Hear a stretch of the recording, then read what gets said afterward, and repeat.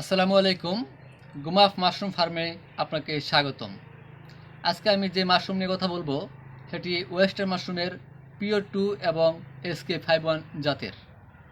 পিও2 এবং SK51 মাশরুমে প্রচুর পরিমাণে আমিষ, ভিটামিন, মিনারেল আছে।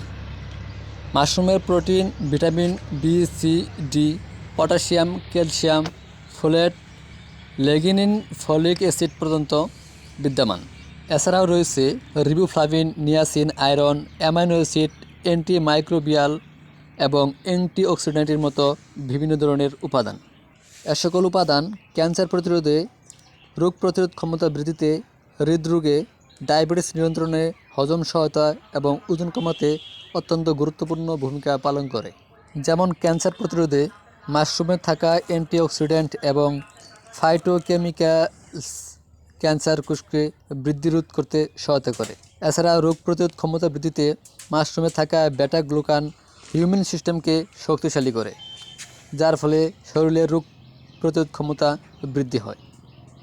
হৃদরোগের জন্য মাশরুমে থাকা ফাইবার, পটাশিয়াম, অ্যান্টিঅক্সিডেন্ট হৃদরোগের ঝুঁকি কমায় এবং ডায়াবেটিস মাশরুমে থাকা ফাইবার, অ্যান্টিঅক্সিডেন্ট রক্তে শর্করার মাত্রা কমিয়ে ডায়াবেটিসকে নিয়ন্ত্রণে নিয়ে আসে। হজমের জন্য ফাইবার অত্যন্ত গুরুত্বপূর্ণ ভূমিকা পালন করে।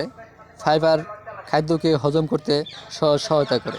এছাড়াও মাশরুমে খনিজ পদার্থ, অ্যান্টিঅক্সিডেন্ট, প্রোটিন, ফাইবার যা selenium, copper, potassium, phosphorus, calcium এবং জিঙ্ক প্রচুর পরিমাণে থাকে খনিজ পদার্থে।